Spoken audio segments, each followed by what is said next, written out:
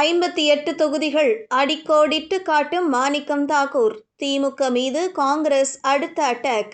2021ஆம் ஆண்டு சட்டசபை தேர்தலில் திமுக கூட்டணி வென்ற 58 தொகுதிகளில் வாக்கு வித்தியாசம் 20,000 வாக்குகளுக்கும் குறைவாக இருப்பதாக காங்கிரஸ் எம்பி மாணிக்கம் தாக்கூர் அடிக்கோடிட்டு காட்டியிருக்கிறார். இதன் மூலமாக திமுக கூட்டணியில் இருந்து காங்கிரஸ் விலகினால் திமுகவால் ஆட்சி அமைக்க முடியாது என்றும் மறைமுகமாக வார்னிங் கொடுத்துள்ளதாக பார்க்கப்படுகிறது. சட்டசபை தேர்தலுக்கு இன்னும் 2 மாதங்கள் மட்டுமே இருக்கும் சூழலில் திமுக காங்கிரஸ் கூட்டணி இடையில் மோதல் வெடித்துள்ளது.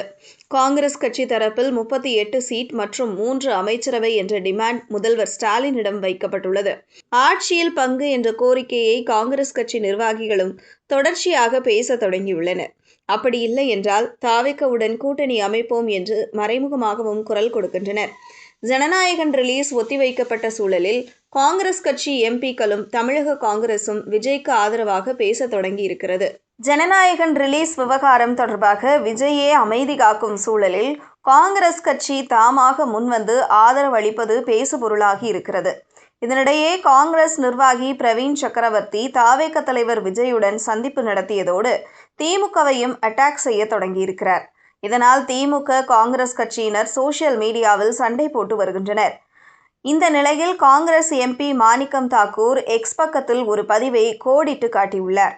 அதாவது 2021 சட்டசபை தேர்தலில் திமுக கூட்டணி சார்பாக போட்டியிட்ட 58 வேட்பாளர்களின் வெற்றியில் உள்ள வாக்கு வித்தியாசம் 20,000க்கும் குறைவாக இருப்பதாக மாணிக்கம் தாக்கூர் கூறியுள்ளார். இதன் மூலமாக மாணிக்கம் தாக்கூர் திமுக கூட்டணியில் இருந்து காங்கிரஸ் கட்சி வெளியேறினால் திமுகவின் வெற்றி பாதிக்கப்படும் என்று மறைமுகமாக சாடியிருக்கிறார்.